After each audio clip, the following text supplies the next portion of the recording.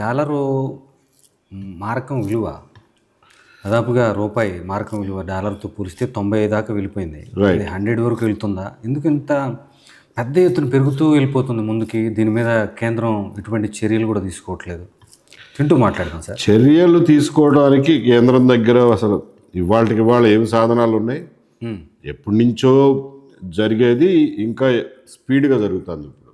Okay. రూపాయి మారకం పడిపోవడం అనేది, కరెన్సీ యొక్క వాల్యూ తగ్గిపోవడం అనేది భారతదేశానికి ఒక్కదానికే పరిమితం కాదు. సార్, అన్ని దేశాల కరెన్సీలు తగ్గిపోతూనే ఉంటాయి except few countries like Swiss franc ఉందనుకోండి సార్, దాని వాల్యూ తగ్గదు, పెరుగుతూ ఉంటుంది.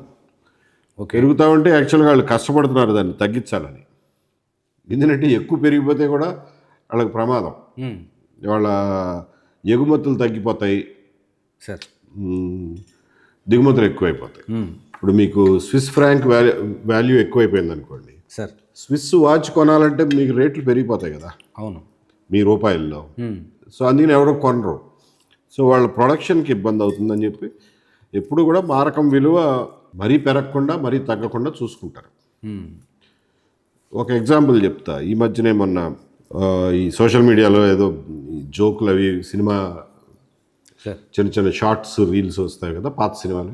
పడమట సంధ్యారాగం అని మనకు ఒక సినిమా వచ్చింది. అవును, 1980s ఎర్లీ 80sలో వచ్చినట్టు. అందులో ఇండియా నుంచి ఒక ఆయన వెళ్ళినప్పుడు, అందులో విజయశాంతి క్యారెక్టర్ యొక్క తండ్రి అమెరికా వెళ్ళినప్పుడు ఒక హోటల్కి వెళ్తే కాఫీ ఆర్డర్ చేస్తారు. అరే ఎంతరా ఇక్కడ కాఫీ అంటాడు. 90 సెంట్లు అన్నయ్య అంటాడు.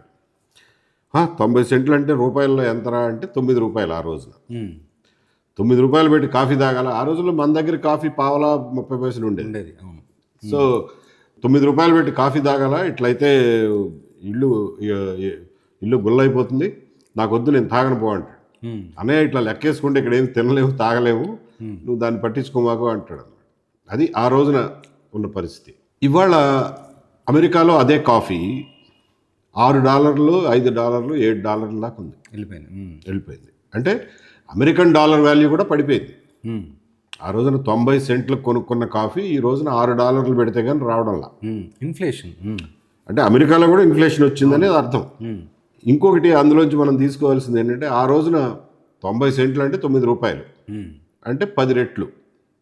అంటే డాలర్ విలువ ఆ రోజున 10 రూపాయలు. అవును. ఇవాళ డాలర్ విలువ ఎంత ఉంది? 90 రూపాయలు. అంటే డాలర్ దానంతట అదే దిగజారిపోయింది వాల్యూలో. ఆ దిగజారిపోయిన డాలర్తో పోలిస్తే కూడా రూపాయి విలువ ఇంకా దిగజారిపోయింది. అది మనం లెక్కేసుకోవాల్సింది.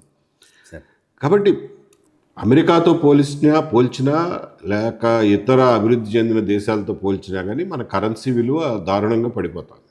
సార్ తీసుకోండి సార్. సో దీన్ని మనం ఎక్కడో చోట స్టెబిలైజ్ చేయకపోతే ఇంకా పేద దేశంగా అయిపోతాం మిగిలిన వాళ్ళతో పోలిస్తే. ఓకే.